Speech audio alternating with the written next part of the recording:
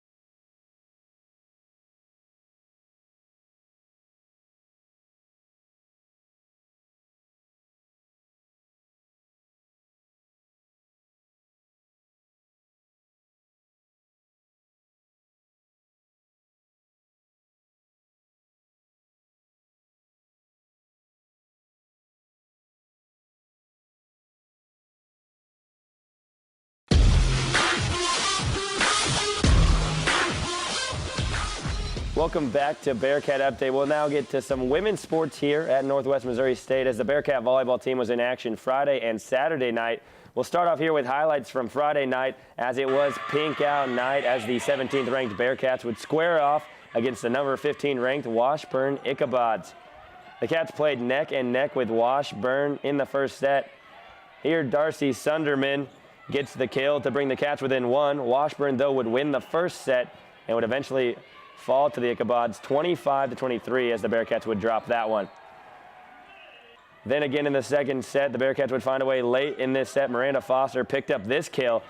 It would be one of her 19 on the evening as the Cats would win the second one 25-23.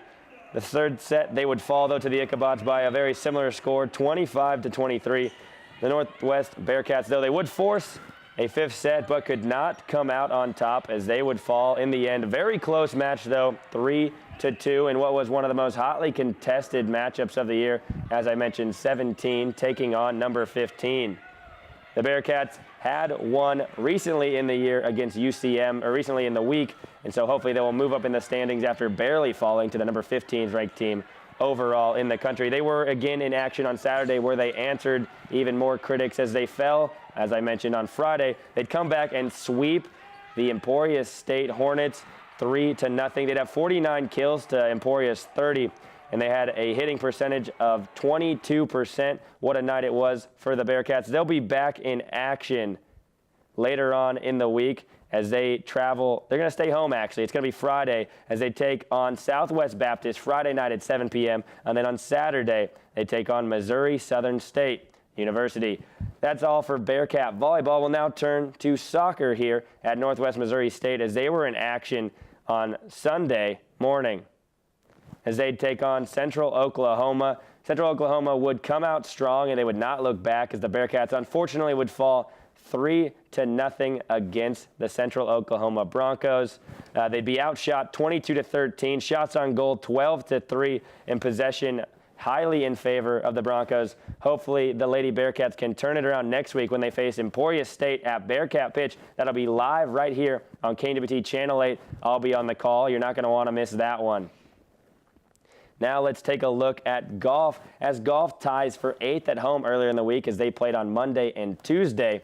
Some of the key notes to talk about: they tied for 8th overall. Taylor Gardner, she did play as an individual this week, not for the Bearcat team. She shot a 73 on Tuesday, which tied for the second lowest round in Northwest Missouri State history. She tied for 14th individually. Golf will be back in action as they finish up their fall season at the Ranger Fall Classic. That's going to start on Sunday the 23rd in Oklahoma.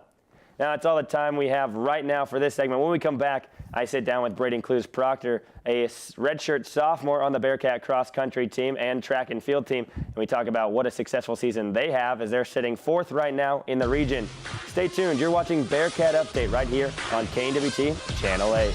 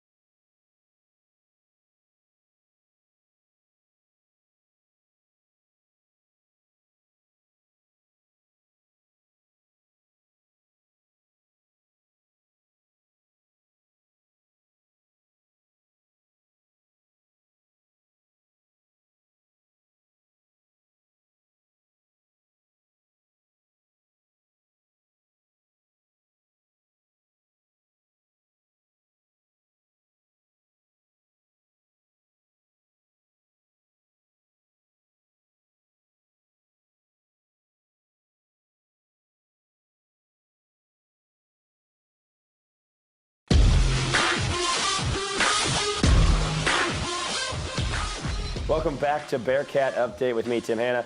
Now to interview Brayden Clews-Proctor, a redshirt sophomore on the cross country and the track and field team. Brayden, pleasure to have you on tonight. Thanks for having me, mate. All right, so first let's get the fans, give them a chance to really get to know you. So you were born in Virginia, moved to Australia, grew up in Australia, and now you find yourself back here in the States. Kind of talk about, I guess, growing up athletically, and then what brought you here to run cross country?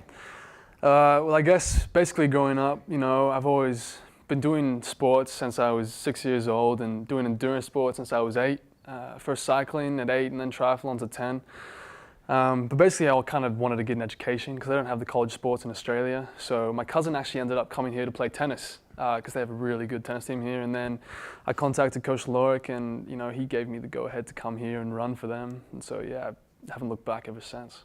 Yeah, and you definitely have been very successful thus far. You led the team 2 weekends ago at the Lewis Crossover Invitational in Romeoville, Illinois.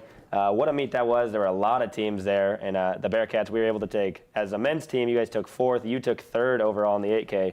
Kind of talk about what that meet was like at such a huge scale. Obviously, we talked before the break, that's an 8-hour trip too, but you're taking on some of the best teams, not only in Division II, but in Division I as well. Yeah, I mean, that meet was pretty good. We had raced at Arkansas the week before, and that we had over 400 plus runners at the same race. So this meet obviously was like under 100, so it was a lot less. But like the competition was really good, packed up to start the whole way. And then, with a few miles to go, like 2 really high quality runners went. I tried to go with them and hold on for as long as I could to take 3rd, but it was a great experience and definitely a confidence booster. In a race like that where you say it was very packed at the beginning, not a lot of people look at cross country as maybe a contact sport, but I know from talking to you and your fellow teammates, sometimes there's a little extracurriculars going on. What was that like, not only at Lewis, but at Arkansas too, where, as you said, there's over 400 runners? Well, Arkansas, the start is insane. I mean, when you start 400 runners, and the thing is that the guys that go out, they don't always stay out. Like, they're going to drop off after a mile and a half. But you're still trying to contest with them anyway. But in that race, Lewis, you talk about contact. I was actually in a pack of about 15 guys with 2 miles to go, and me and this other 6'3" Sudanese lad clipped thighs, and then he actually came down. I felt real bad, but yeah, I mean, that's just cross country. You can't stop. You got to keep going. Have you ever been in his position where you get knocked down? And I mean, after 6 kilometers, I guess, about 5.5 kilometers, you still have to get up and keep running, and that's hard to do when all your momentum's just stopped. Well, the thing is, I knew the guy, I knew the quality runner he was, and he actually got up and still finished really well. He beat our 2nd place runner anyway for the team. So I knew he was going to be okay, but no, myself personally, no, I've never fallen, but I know karma's going to be coming my way. Well, knock on wood. Let's hope it doesn't happen. Exactly. Next weekend, you guys are going back to Illinois. It's going to be hosted by Lindenwood for the MIAA conference. You guys right now sitting at, 4th in the region, which puts you, I guess, 2nd in conference because Mo Southern's the only team above you guys. Yeah, that's right. Let's kind of talk about going to conference. And I know last year you guys had high expectations for conference and maybe didn't go quite as well. What's the mindset been? I know the mantra of the team this year is one less day. Kind of talk about that and just what you guys are really building for in conference. Well, last year I think we were a bit overconfident. I think we thought more of ourselves than we actually were. But this year, I think we've sacrificed a lot more.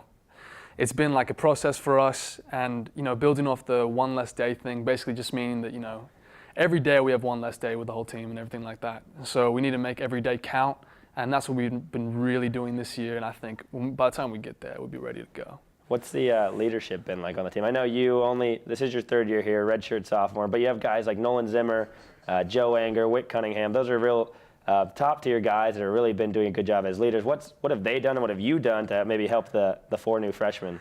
Well, yeah, I mean, I try to help out the freshmen, with just tips on, pre-running and, stretching and things like that. But actually, more leadership has really come from guys like Nolan Zimmer and Tim Grunmeyer.